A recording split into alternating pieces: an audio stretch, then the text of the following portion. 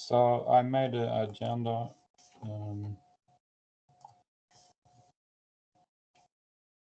Let's see if I can share.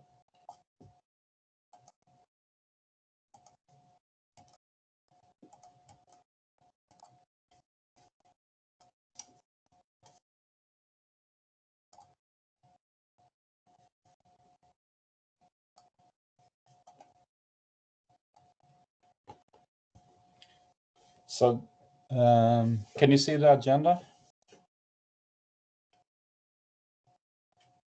Oh, yes. Okay. Do you have anything to add to today's meeting? Oh, nothing.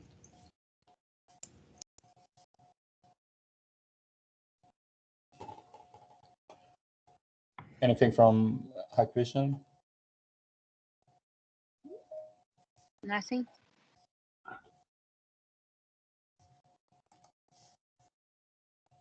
Okay.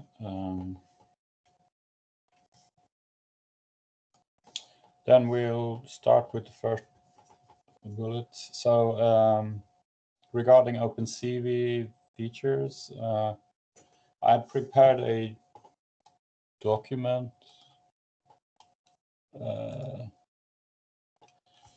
This is actually what is produced by CMake when we're building OpenCV right now in for the SDK layer. So this is, I've been working on this SDK, do some release of it. So hopefully in the coming week or so that we should have a SDK image with OpenCV and the other APIs. So maybe we should go through this. So I'm using OpenCV 4.1. Just because I know it's working well, but maybe we should look at having a new version. Anyway, I'm compiling with Neon and VFPV instruction set plus thumb for ARM. And then using parallel framework TBB right now. I think it's faster than using threads, so I enabled the TBB parallels. And right now, the libraries that are being built are these. So it's the core, that's one is required. Then the high GUI is kind of a abstraction, high level abstraction. So it's a little bit easier to use than the core itself. So I think it's quite small, so I included it. It's used in quite a few examples, so I think to have it is makes it a little bit easier to work with. Then it's the image codecs. It's for writing and reading and writing images, basically. The image proc libraries for doing stuff like resize and changing color, space, and so on. And then Python 3, language bindings. Then the video IO is for getting video into OpenCV. And also it can allow you to show video as well. And then everything else is basically disabled. So there are quite a few interesting libraries here that maybe we want to include. And just because things are included in the SDK, it doesn't mean that they will automatically be in the generated applications, because you can trim down your applications to only include what is actually used. So even if we include some libraries here, like for example object detection or video or something, it doesn't have to be in every application. Like so every application takes a huge amount of memory. So maybe it makes sense to include some of these in the SDK. So I've been thinking of including object detect, which includes some features for machine learning features for feature detection, for example. And also the video library has some interesting features like object tracking, for example. So we can think about maybe. So right now, does anyone have any comments about this? Do you have any other ideas about what to include or exclude in the SDK?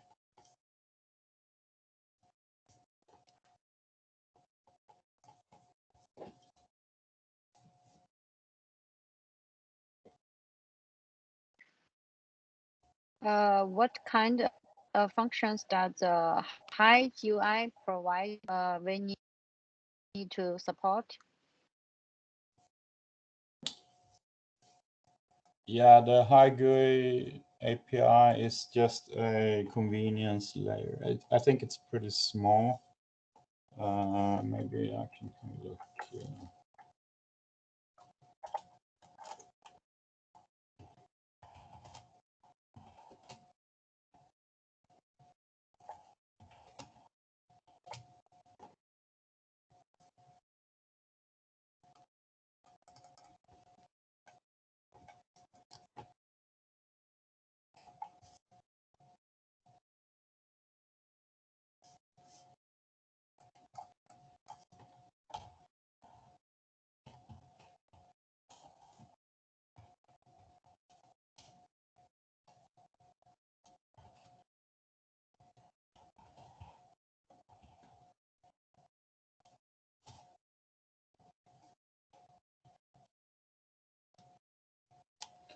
Yes, so this library is only 67 kilobytes, so it's a very small library for making the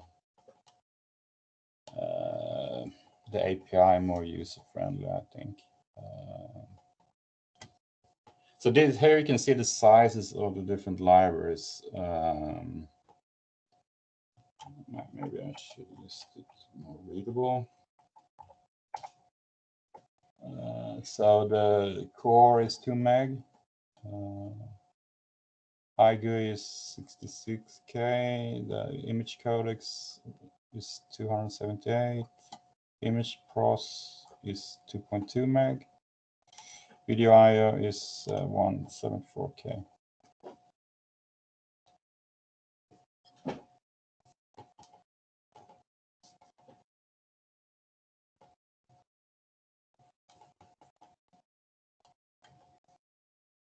I think including the high GUI is a good idea, because if you look at a lot of examples in OpenCV use that for so it's, I think it's a lot of people are used to having that. It makes life easier for the developer.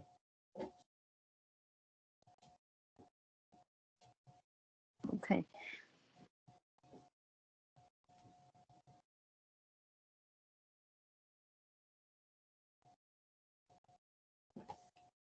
So regarding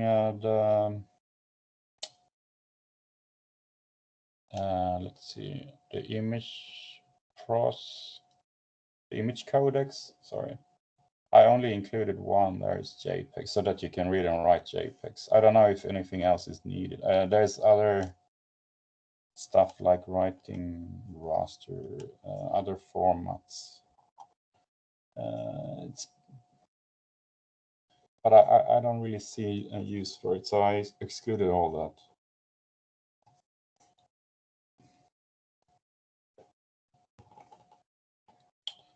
that. And what else? Yeah, for right now, GTK is included, and that's because the example, the Python example that we have is using that for rendering video. So I think we should maybe change the example to not use GUI. It could output something on RTP or something instead of rendering. So I'm thinking of excluding this. It will save some more space. And also, GTK has a lot of dependencies. It will bring in the whole GNOME, glib, and other libraries as well. So I think we should try to remove that.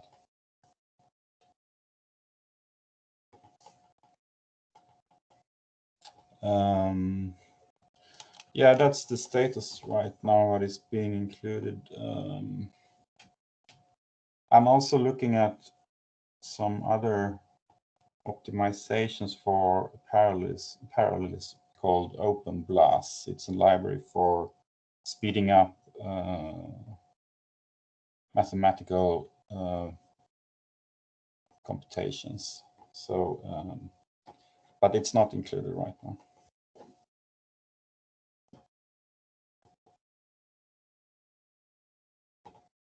Are there any other comments? Any comment from iPro?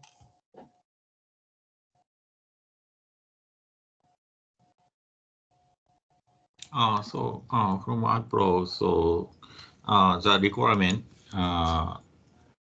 is the presentation I shared with you in the previous meeting. And so far, JPEG encode and movie encode, for example, H.264, and so according to your explanation, resize is included in it, and so rotate. How about rotation and resolution related API? In addition, so the convert from planar to packed pixel and the multiple input supported inference interface. So in the current setting, so are they included in the OpenCV, the customized OpenCV? Yeah, most of this, but not. I see your list here, and H.265, H.264 encode is not included. That is at least for the ARM device. For the container, the Docker file now for building it, it kind of allows you to have different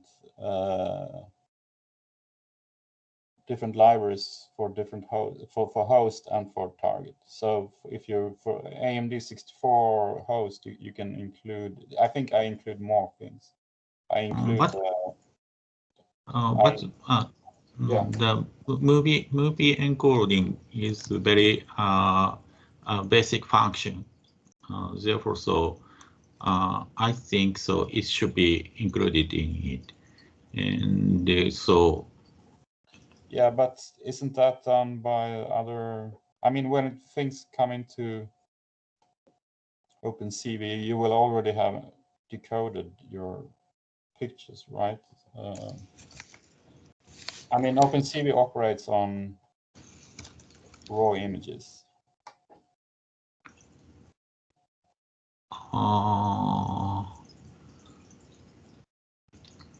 In that case, so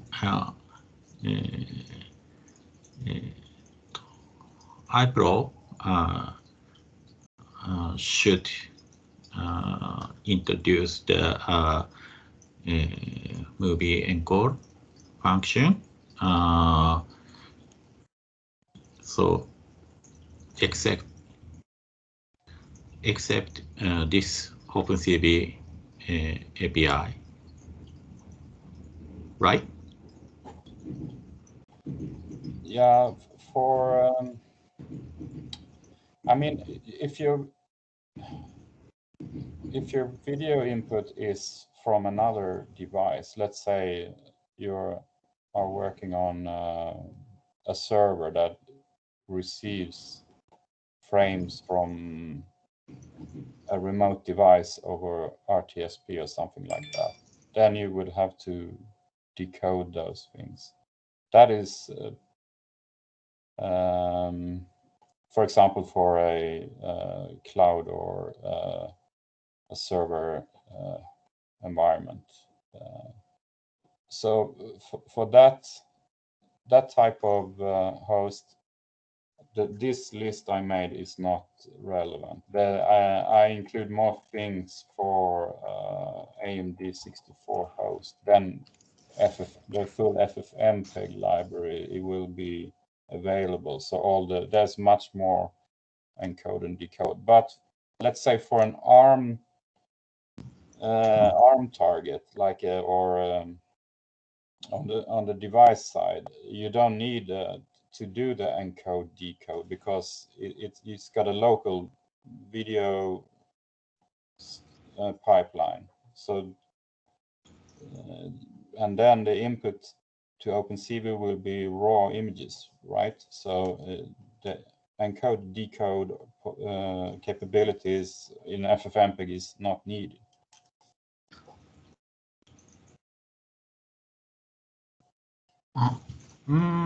So I don't understand. So the positioning of this video API. So what is this API used for? Only for the still image? Well, are you referring to OpenCV Video I/O class, like the video capture? It captures images, yes, and it can also, and it's got multiple backends. So one backend is video for Linux. You can get frames from a camera. You can also get frames from FFmpeg. Oh.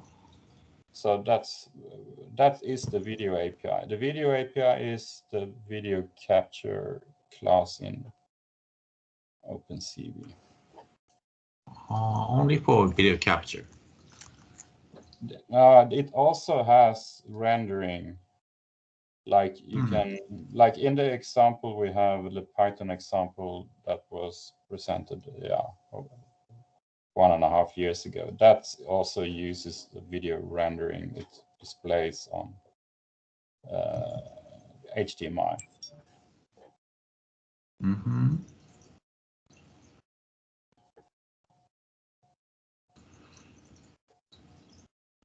So maybe I don't understand the whole architecture of the APIs, and so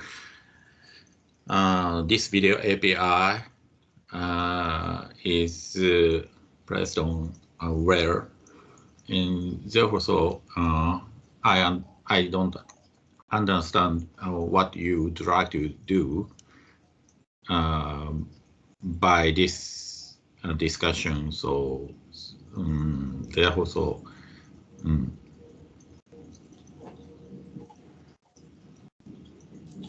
well, the question is, I mean, we already decided to use OpenCV as a video API. So the question is, which parts of OpenCV that we want to include. So this list you have here is typically features that are in the video I/O library of OpenCV. But one part is the encode, decode. You will only need for, or the decode you will only need for a node that is not producing its own video, like receiving from some other node. Mm-hmm. But the other features that you have listed, like rotate, resize, convert from different color spaces, those things are already they are present in the OpenCV. Multiple input supported in inference interface also. Sorry? So multiple input supported inference interface, the end of the list. Yeah, I don't understand what that part is actually.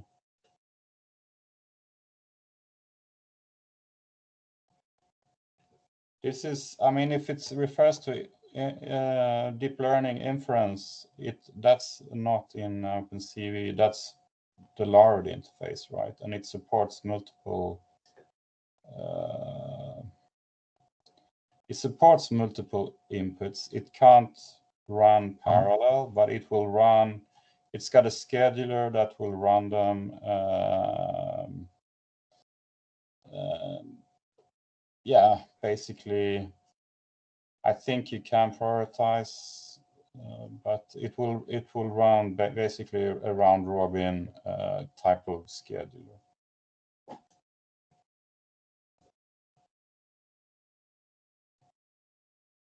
Or is that, I don't understand that point, what you mean with that one.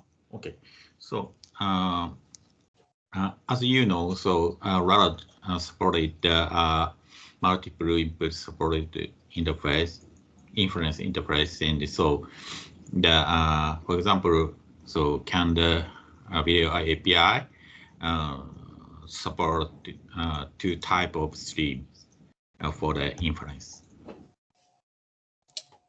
If OpenCV can support many inputs, yes. Right. Yeah. You can already have, if you use Video for Linux, you can have multiple inputs there, and OpenCV supports Video for Linux, so and you can also, let's say you have Video for Linux and FFmpeg, so you can use those in parallel as well. So you can have multiple inputs. Okay, I understood. Video for Linux or FFmpeg are needed for the multiple input supported inference. Yes, and also from Axis, we have made our own backend for OpenCV. I haven't put that yet in the OpenCV distribution that we have, but I will do that sometime, because we are running on our Raspberry Pi, but we have run this also on our hardware. Okay, thank you very much. I'm sorry, but I don't know the OpenCV in the job. Okay, I got it. Thank you. Okay.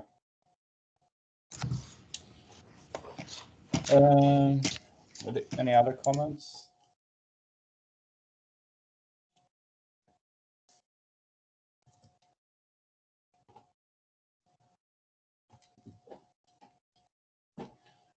From Hikvision side, I think the things you had listed, I think, are included there. I think yes. This is the document you sent me, Dora. Yes. I think the model you chose is enough now to include the functions that listed in my requirement. Yes. Okay. Also, I will try to remove the GTK because it consumes quite a lot of space.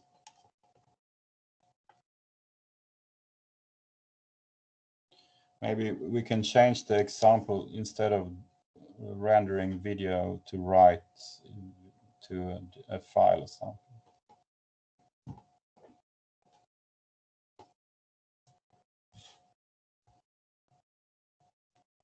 Okay, then there's no other comments. We'll move on to the next. Frederick-san, so could you please share the customized file with us later? So iPro would like to review the customized file about OpenCV internally.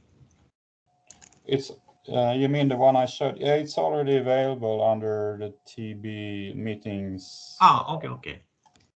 But if you want to have a look, I also uploaded under containers. There's now a lot of different Docker files here for building different parts of the SDK. So OpenCV has its own Docker file. So there is basically where all of this is set up. So here basically is the list of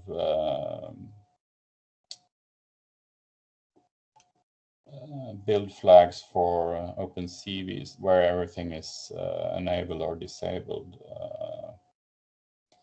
So maybe you can also have a look at this. I mean, this is a collaborative effort after all. So it would be really good if you all can have a look at this stuff that I've been doing.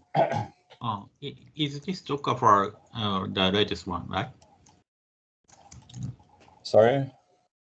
Is this Docker file the latest customization file, right? Yeah, it is. Okay, I see. Maybe we can quickly just go through what is happening.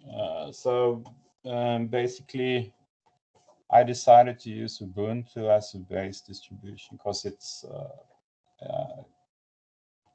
quite a lot of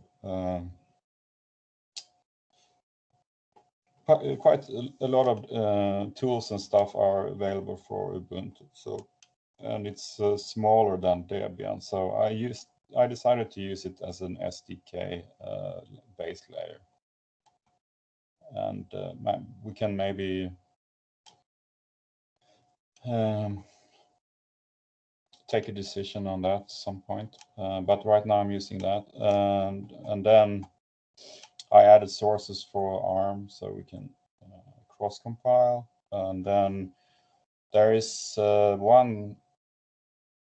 So this Docker file can build for ARM64, ARM32, and AMD64. So we can select some different packages for the different and options for the different architectures. And then we install some dependencies. So here's where I installed the TBB accelerator. And also, we need to install CMake, but CMake in that version of Ubuntu is not working. So I have to install some older version. And then we build basically OpenCV using CMake and make. And then we also package the libraries that are needed on the target. Because the other dependencies there was for building, and this is the runtime dependencies down here. And that's it. And you will find similar, so that's for building OpenCV. I organized this repository in a similar way for the other dependencies. So here's for building Larod.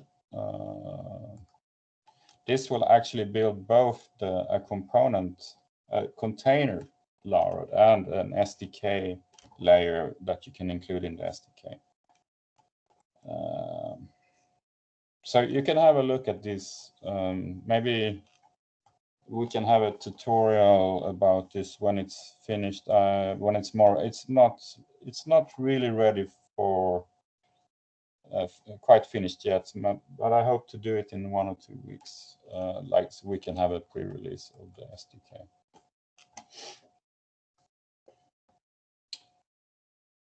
Okay, any comment? Or can we proceed to the next one, next bullet?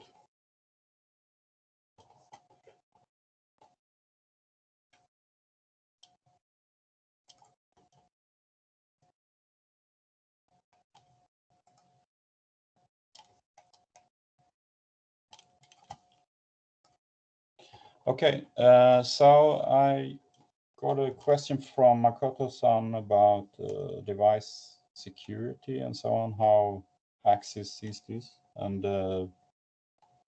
maybe Makoto-san, you can start with your ideas about security.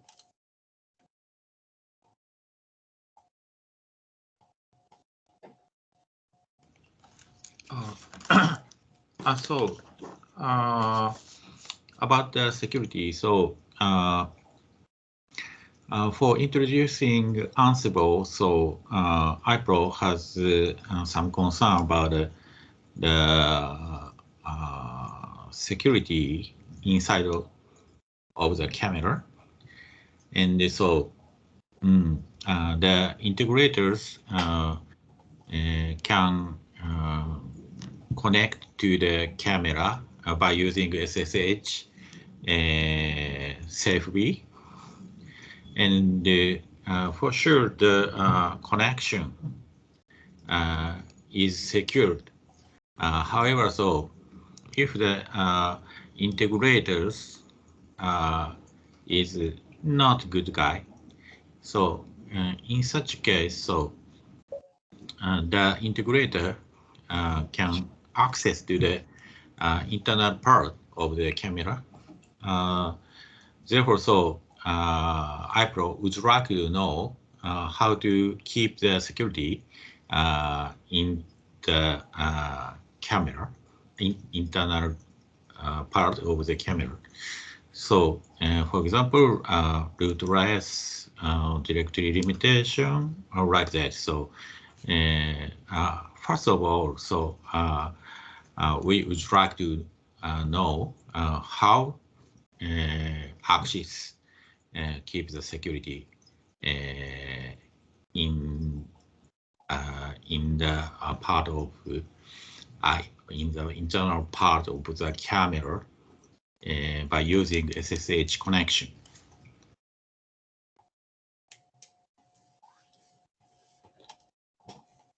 I think we presented this last time, right? So, but I guess your question is a bit more wider than. So I think basically we don't allow root logins, and then the login of the user that is supposed to use Ansible has limited set of permissions, so it can't do any serious damage to the system. So it's got a limited access to folder and so on. And maybe Sriram, you have more information about exactly what I think from our side right now, we are not actually using a lot of SSH to the camera itself. We are mostly using HTTP to do stuff.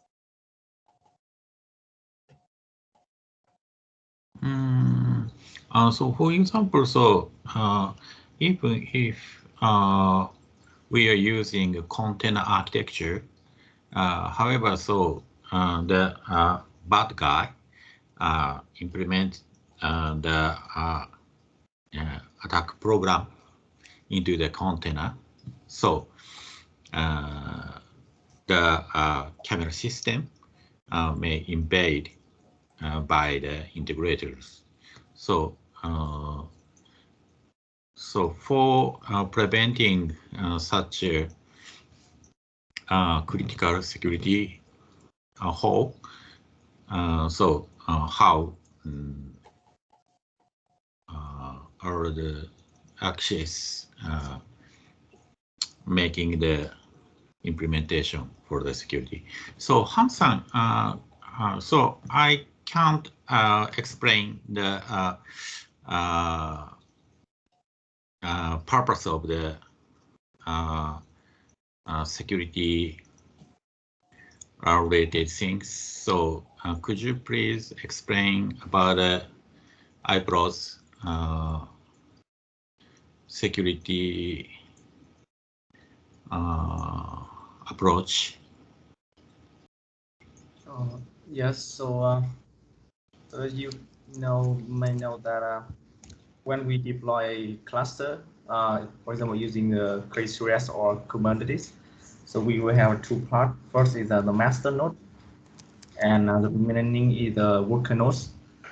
And in the case that if the master node will be occupied by the attackers, so they can fully control, can deploy the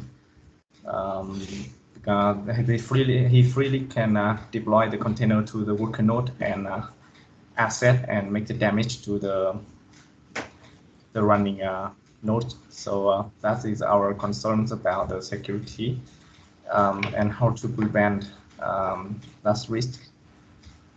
So currently we investigate by trying to implement something very simple, because in Kubernetes they implement and they are using something that support some function like and they're using some like AppArmor or Shell Linux to confine the running port inside the worker node. And but to do that, we have to config from the master node.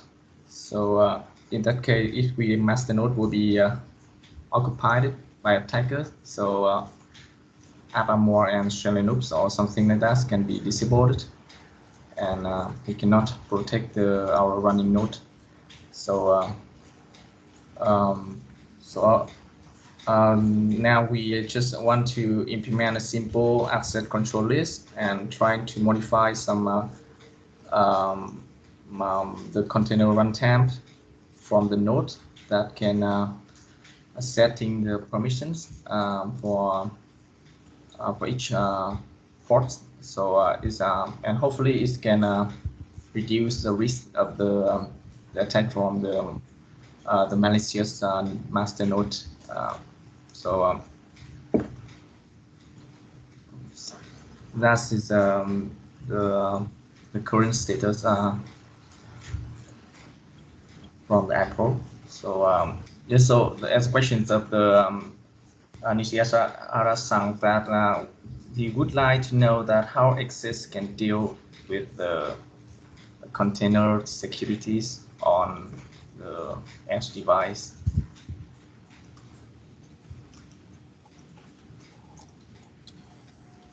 Yeah, basically you should not allow root. So it's rootless. So that's like a number one security measure. Yes, I agree. So no, and then you can also use user namespace. So you will actually have unique users for your containers, so that you can give them specific permissions to exactly what they need to do. But you don't need Kubernetes for all of this, I would say. I mean, and the concern of the master being hacked, that thing is generic, I would say. I mean, if in the same way, if you're using Ansible and Ansible controller is being attacked, it can also do bad things to the to all the devices. I guess I think the same goes for any. I mean, if the controlling node is attacked, you're in a bad situation, whatever tool you're using.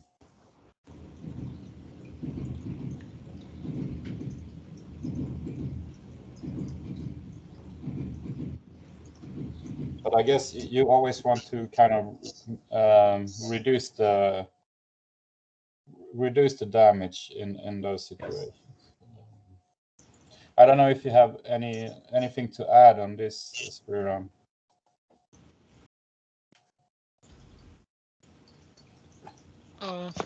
Yeah, this is more generic discussion than Ansible being part of this. So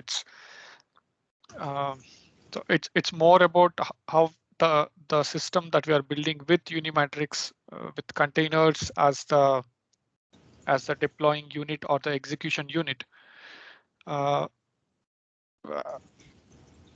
can be used to kind of do some damage to the system. So it is a more deeper question than just Ansible being used to deploy containers. And say container security also has a lot of different attributes to it. In the sense, how do we say control the network traffic that goes in and out of the containers, or how do you build secure applications that are part of your container? I mean, in general, there are some of the tools. For example, if you're deploying or hosting your container in any of the registries, there are some tools that can scan your containers for any of the hacks, like CVE hacks. That is one way, or it's part of some of the tools. So I mean, it is quite wide. This discussion is quite wide, and I think we need to identify what exactly do we need to target here, because it's quite wide subject here, I think. Yes, and I think we should maybe not make a lot of mandatory requirements. It should be maybe recommendations instead, because different companies handle these types of things in different ways. So how they distribute certificates and which kind of container environments they are running. I mean, if they're using an LSM like AppArmor or SecComp or something like that, I think we should not mandate exactly what LSM you should be using, rather make some recommendations maybe. And it also includes the whole pipeline of how we are building our applications. Even I mean, such a hack or damage can occur in any of the whole build pipeline. So it starts from there. You are securing your build pipeline. You are securing the way you are pushing your containers into the registries. You are securing the way you're downloading the images from the registries and trying to deploy on your systems. So unless you know this whole chain is secure, you cannot just say you're running your container securely in that sense. So that's why, as you said, it's quite wide topic, and probably we have to identify the scope of standardization here, because every company employs different tools of say container related tools or toolkits, and I'm not sure if we can standardize everything in the whole chain. Yeah, I agree on that, and I mean there are a lot of different LSMs out there, and I mean the most popular ones are AppArmor and SecComp right now, but there are more of them. And maybe the containers, I mean, I've been working with SecComp mostly for, I think that's, if you're using Raspbian and Raspberry Pi and so on, I think SecComp is the one that is used out of the box.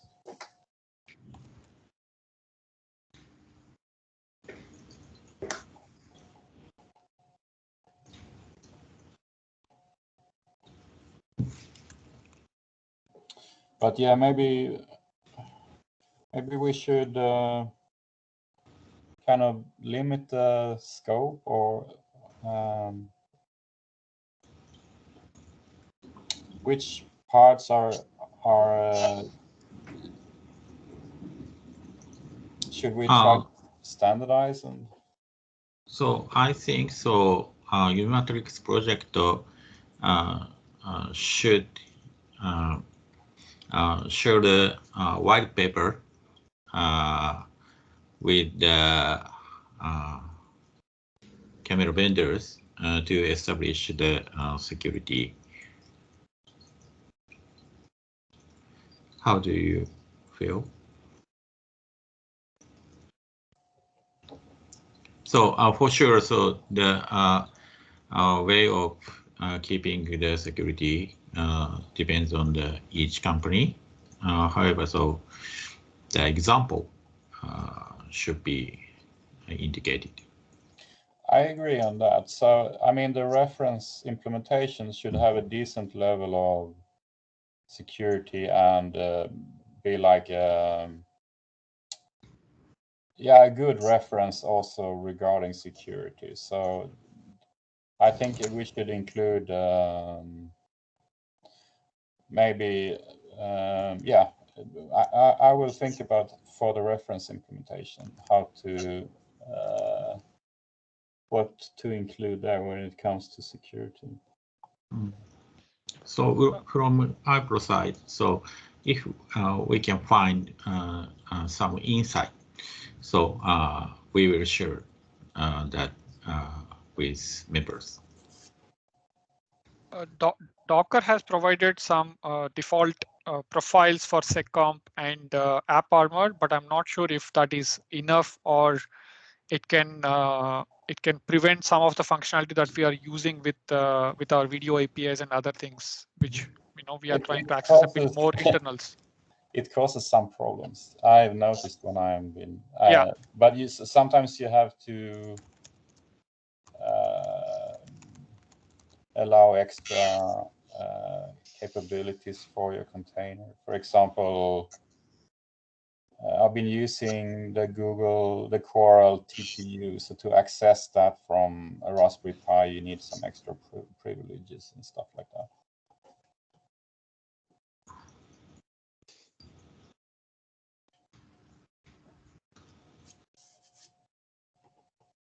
Maybe this should be a new working group, a security working group or something. I'm not sure. I'm not a security expert.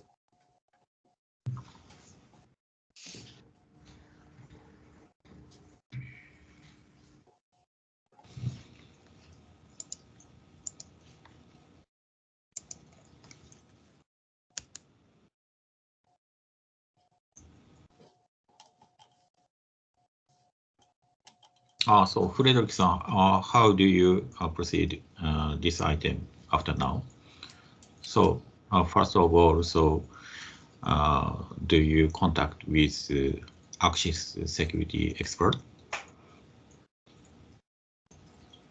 Yeah, we can do that. If also maybe from iPro side, you can also think about this and maybe write some proposal for the next telco. And I will include one expert from our side. Okay. So Hassan, so maybe so we have to show the progress about our investigation about the security in the next meeting. Therefore, so we need to summarize the progress until this. Yes. Okay, yeah, we will prepare some document about our recommendations, and then maybe, yeah, we can have a discussion around that. So, so our investigation is not perfect. Therefore, so IPRO would like to know Axis and Hikvision's technical opinion in the next TV call. Sure.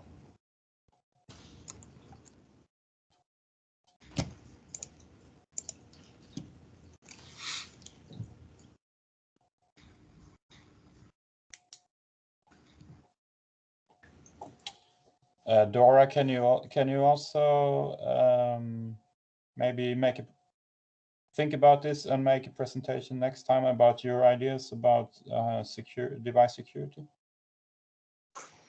I will talk to our security experts, but I'm not sure if I can prepare a presentation, because nowadays we are busy with some internal work. Yeah. But I will ask some opinions from our security experts. Yeah, it does. Discuss, Maybe yeah. it doesn't have to be the next call. So the one after that, or when you feel you're ready with. Okay, only about the SSH, the ensemble. I think we should start with container security. So how to limit the impact of a hacked container. So how to limit what a container is capable. Okay. So things like rootless, LSMs, and so on. Okay. We will think about this. Yeah, but all other things that are related to security is also interesting, of course. Okay. I think right now we have not enabled. In GitLab actually has this security scanning of containers that Sriram was mentioning. We have not enabled that yet. I don't think it's maybe so interesting on the SDK container, but on the things like the Laravel container and other containers that are supposed to be run directly, those are, of course, are interesting to run those security checks on.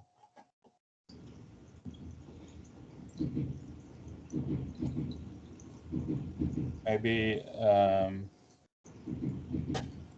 someone that knows more about this can have a look to enable that in GitLab.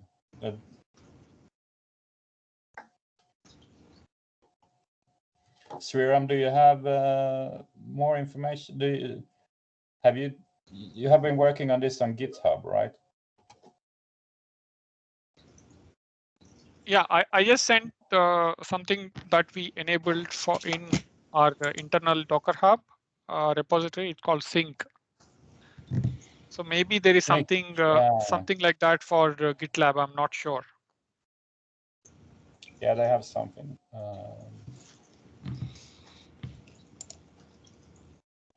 Maybe you can have a look, see if you find something, or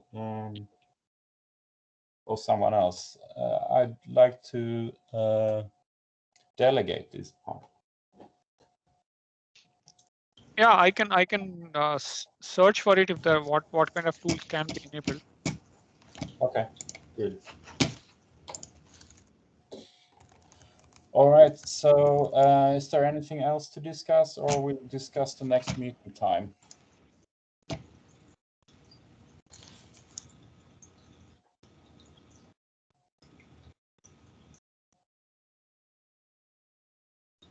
Should I schedule in 2 weeks' time the same time as today? Yeah, it's fine for me. Is that okay for everyone? So Yes, it's okay. 31st, Okay. 31st, or I think we moved this one. Or should it be then the 1st of August? Sorry, 1st of September.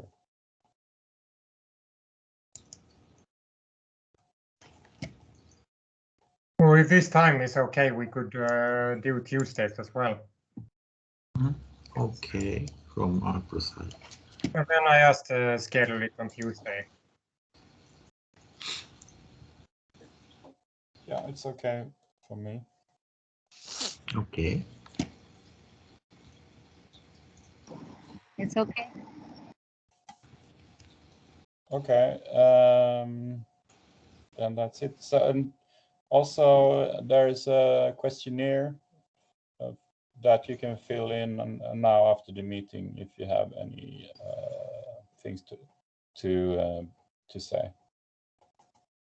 Yeah. So for the previous questionnaire, so the feedback is very few. Therefore, so please always give the feedback on the question. Okay. Okay. So thank you for joining. Have a nice day and see you in 2 weeks. Thank you very much. Thank you. Bye bye. Thank you. Bye. Bye.